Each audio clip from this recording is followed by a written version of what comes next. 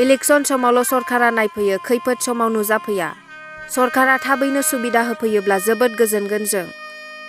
लुबैनायालाय ओमफ्राय दा माला सफैयो जोङो बेखौनो नेनानै थानायसै। ओमफ्राय नायफैफेराखै माबा इदिनो बहतनि मिथिंलाल' फैयो। ओमफ्राय जोंखौ बहतनावल' लिङो। ओमफ्राय इदि माबाफोर जाथायफोर जायोला इसोरो रावबो फैया आरो। गुड फ्राइडे आरो बैसागु दिनावनो गोब्राब बार आरो अखाजों 60निबो बारा नखरा सिलिंखार जानानै हालाय हाफाय।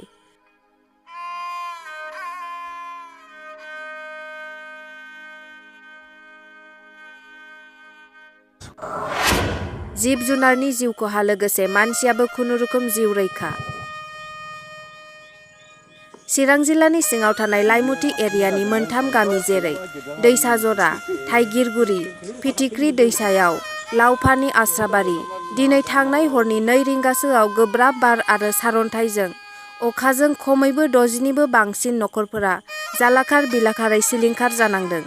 गिबि खेब बेबादि गिथाव बाथाव बारहुंखाया बे गामिफोरजों फैदों होननानै फोरमायदों गामिनि सुबुंफोरा। न' बां माइ दै सि जोम बिफां लाइफां फरायसालि गिर्जा न' बायदि बायदि गाज्रि थासारियै खहा जादों। लोगोसे 60निबो बारा नखरनि सुबुंफोरा आसाम सोरखार आरो बिटिआर सोरखारखौ नायफैनो आरो बे निदाननि समाव सहाय होनो खावलायदों गामियारिफोरा।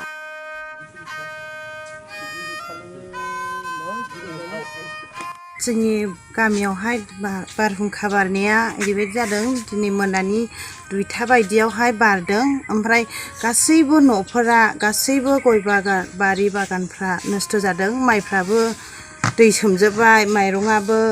ओमफ्राय उन्दुनोथ' जोङो उन्दुनोनो मोनाखै। गोरलैफोरखौहाय सौखि सिङाव सोनानै दोनबाय। ओमफ्राय जों न'खौहाय नायबाय सि जोमफोरखौहाय जोथोन लाबाय होनब्लाबो गांसेबो सि थायाखै आरो सिजोबदों। बेसे टाइमाव जाया? 2टा हरावहाय जादोंमोन। मा गामि? दैसाजरा, दैसाजरा। लाइमुथि दैसाजरा फैमोन। दाखालिबो मा मास 2 मासनि सिगांहाय एसे बार बारदोंमोन। ओमफ्राय होनब्लाबो बिदि न' बायलायनाय जायाखैमोन आरो। दा न'आनो गंबेसे न' बायदों बायदि बे गामियाव? आंनि आन्दाजावहायथ' जों जेरावबो थांनोनो मोनाखिसै नायहैनोनो मोनाखिसै। गावबा गावनि न'आनो बायजोब्बाय नालाय। 15-16थासो बायदों। गोबाङानो बायदों होनना खोनादों। ओमफ्राय जोंनि न' खाथियावबो मादैमोना 2 न' गुरुबदों। ओमफ्राय मानसिया खुनुरुखुमसो ओंखारदों बिदि खोनादोंमोन। मोसौआ दंफां बायसिनदों होनदों नामा। ओमफ्राय बोरमाया मा जानानै थैदों गलि बायनानै बिदिनो गग्रा बायनानै थैदों आरो। जोङो गय बायदों। ओमफ्राय बिदिनो न'आ गंनैबो नस्थ' जाबाय। ओमफ्राय दा मय थागोन जों मिन्थिया आरो बिदि। जोङोलाय दा लुनो थाखाय जोंहा गैखाया। ओरैनोबो खाखथाबनानैसो थाखादोंमोन न'आनो। ओमफ्राय जेबो उफाय गैया आरो। 2 फिसाखौ महाय फुथुगोन जेबो जों दा लुस्लाबनो खाथेस्लाबनो हायाखै आरो। जादों जेनेबा बे बिदिनो जोङो न'फ्रा नस्थ' जाबाय नालाय जोङो न'फोर बिदिनो अनसुंथाइफोर मोनजानो लुबैदों बिदि लुबैनायालाय। ओमफ्राय दा माला सफैयो जोङो बेखौनो नेनानै थानायसै। ओमफ्राय नायफैफेराखै माबा इदिनो बहतनि मिथिंलाल' फैयो। ओमफ्राय जोंखौ बहतनावल' लिङो। ओमफ्राय इदि माबाफोर जाथायफोर जायोला इसोरो रावबो फैया आरो। आं रेनजेन बसुमतारी। आङो नैबे दैसाजरा गामिनि आं गावबुरा आरो आङो नैबे 25टा गामिनि ग्राम सभानिबो आङो प्रेसिडेन्ट। दा बे लाइमुथि पस्ट अफिसा खुंग्रिं, थानाया रनिखाथा। दा बे दुर्भाग्य जाहैबाय एक्सुवेलि बिलिफांनिफ्रायनो बिराद अखा खोरोमदों। बिराद बारहुंखानि माबा महर लाखादोंमोन। खिन्थु हाबोदों अखाया। खिन्थु बेबायदि अभारद्राय बे बारहुंखा फैयाखैमोन। खिन्थु थायै थायै नैबे हर गेजेर बारनानै हरनि 2टा समाव नैबे एखेबारे बलबान एखेबारे ओरैबायदि बोलोगोरा गिलु बालु बे हा मावलायजासे बारहुंखा फैनानै दा बे न' बाङानो बायजोब्बाय। दा जोंनि बे दैसाजरा गामियाव जोङो गासैजों 62 न'खर दङ। 62टा न'खरनि गेजेराव मथा मथि 3 भाग खालामनानै 2 भागानो नस्थ' जाजोब्बाय।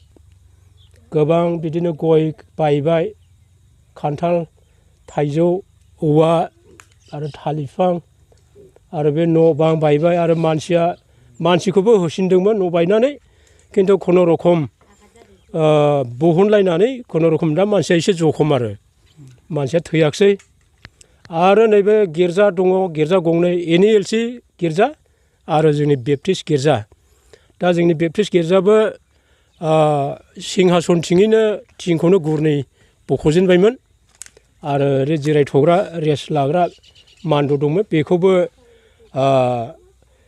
माखासे थिंखौ बोखारनानै लांबाय बारहुंखाया आरो नै कारेन्ट खुन्थिया बेबो बायदों आरो बिदिनो हेला हेलि दंफां बायसिननाय मानाय बेबायदिनो गोबां खहा ख्रिस्टान आरो हिन्दु जों समान समानानो दं जोंनि ख्रिस्टानफोरनि थाखाय जोङो दिनै गुड फ्राइडेमोन उपबास बहग बे दिनमोन मैया आरो दिनै दा जोङो बे गुड फ्राइडे जों उपबास बेबायदिनो जोङो बे आर'ज गाबनाय दिनमोन आरो ओरै माखासे जोंनि हिन्दु समाजनि बिदा फंबाय बिथांमोनाबो दिनै बैसागुनि 1 थारिखमोन दा बिथांमोनाबो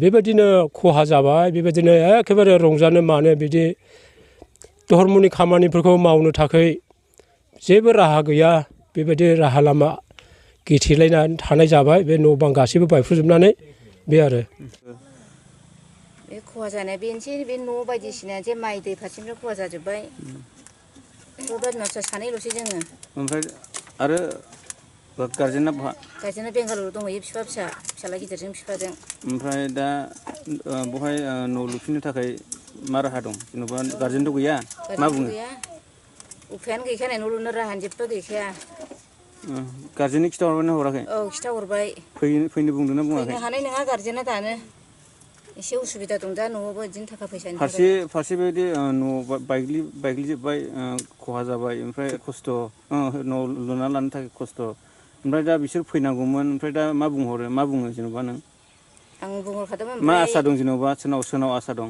उफाय गैया बिदिनो गैयि हिसाबै एसे एनै बिदिनो रेन लानानै सरखारफोरनाव एसे एनै माबाना होदो नोंसोरो खावलायनानै दा उफायथ' गैखाया जेबो उफाय गैखायानो जोंनिया फाथोआथ' बारसुखा बे माबा बारनानैहाय माने बुलामा लांग्रोखाबाय नालाय बुलामा लांखांनानैहाय आं बे माबायावहाय इन्जुर गुदियाव आं थाथाबदोंमोन ओमफ्राय दिनै आरो बिनि उनावहाय आं खोनासंबाय फिसाज्लाखौहाय मा जाखो होननानै आं सानदों आरो ओमफ्राय साननानैहाय बे गाबज्रिबाय आइलै जा गाबबांबायबाय ओमफ्राय गाबबांनानैहाय ओमफ्राय फैबाय खाबबोबाय इन्जुर बिसिनानै ओमफ्राय आलना दंमोन आलनाजों फारलेंजों ओमफ्राय इन्जुरा खोसिनबाय नालाय बे फेन्दा खावसे खुनु सोमावनोबो हाया बख'नोबो हाया लरेटबो सोमावनो हाया माने इन्जुरा खोसिनबाय नालाय दंफांफ्रा बेबायदि जादों आरो ओमफ्राय खुनुरोखोम इन्जुरखौ रुजुनानै आलनाखौ बाननानै नाख्रांबायबो आं गाब्रानानै ओमफ्राय आथिंखौ बख'नो हादों दा बेनो आरो ओमफ्राय बिहामजोआ सिङाव हाबनानै थादों बाहायगौ मोजां बिहामजोआ जेबो जायाखिसै